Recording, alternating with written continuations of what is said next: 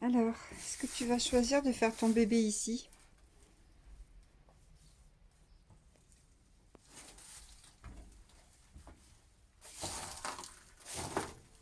Est-ce que ça te convient, là, Ibiza?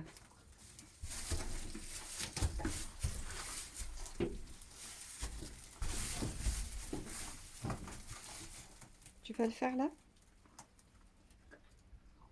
Dis-moi. Bon, je trouve que c'est pas mal, hein? Tu es à l'ombre, c'est un peu frais.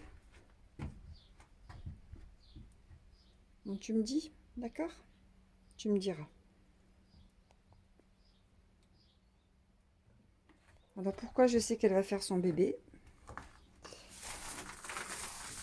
Parce que les mamelles, même s'il est toute mince, parce que c'est une taille mannequin, les mamelles sont bien tendues et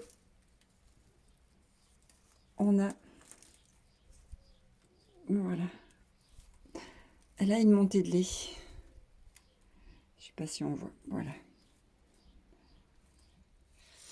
La vulve n'est pas encore dilatée. Ah, ça commence. Ça commence, fifille. Voilà. Bon, allez, je te laisse là.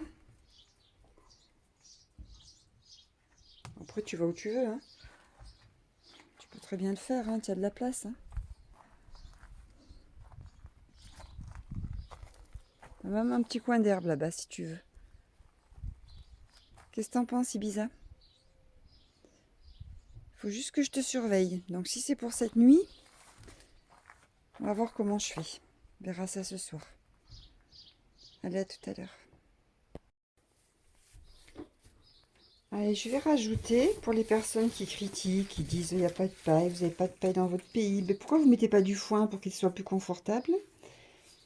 Là, je vais vous expliquer la différence qu'il y a entre le foin, voilà du foin, et voilà la paille. Donc effectivement, le foin, c'est nutritif, hein, c'est pour qu'il se nourrisse. Alors, ça peut être du sainfoin, du dactyle, de la fétuque, ça peut être des tas de graminées différentes ou de légumineuses. Et la paille, ben, la paille, c'est les résidus de blé ou d'orge ou d'avoine. Enfin, peut-être je dis une bêtise parce que je ne suis pas une vraie agricultrice, mais voilà, une fois qu'on a moissonné, voilà ce qui reste quand on a pris les épis. Alors évidemment, les ânes, ils aiment beaucoup la paille. Voilà, donc là, sa litière de paille que je lui ai faite, eh ben, elle est en train de la manger. Alors quand on attend une naissance et que ça dure toute la nuit, voire la journée du lendemain, que les gens disent, ben, il n'y a pas de paille, ben oui, ils ont mangé la paille. C'est pas très nutritif, mais c'est des matières sèches et n'oublions pas que l'âne est un animal du désert, donc il aime la paille. La preuve, c'est qu'ici, Ibiza, elle est en train de manger la paille au détriment du foin qui est ici. Hein, Ibiza? Voilà, donc ça c'est pour les gens les personnes qui critiquent et qui connaissent même pas la différence qu'il y a entre le foin et la paille.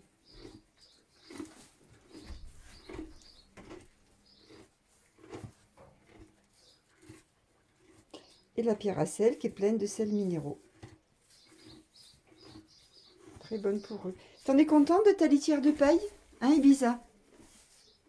Si tu manges tout, alors en dessous il y a des tapis isolants et antidérapants qu'on a acheté cette année, en caoutchouc, pas en plastique, hein, comme on m'a vulgairement dit. C'est génial parce que c'est isolant, c'est drainant, c'est-à-dire que l'urine passe dessous, contrairement à la paille qui imbibe tout. Et les bébés se redressent beaucoup plus facilement. C'est plus facile que sur le parquet ou sur la paille sur laquelle ils glissent. Voilà, donc en fait, on a tout ce qu'il faut pour leur confort. Mais évidemment, si elles mangent toute la paille, ben, le lendemain, ben, il n'y aura plus que les tapis. Et on va me dire, mais il n'y a pas de paille dans votre pays ou... Bon bref, allez, j'arrête. Donc voilà, foin, paille. Et une Ibiza qui est en train de tourner en rond.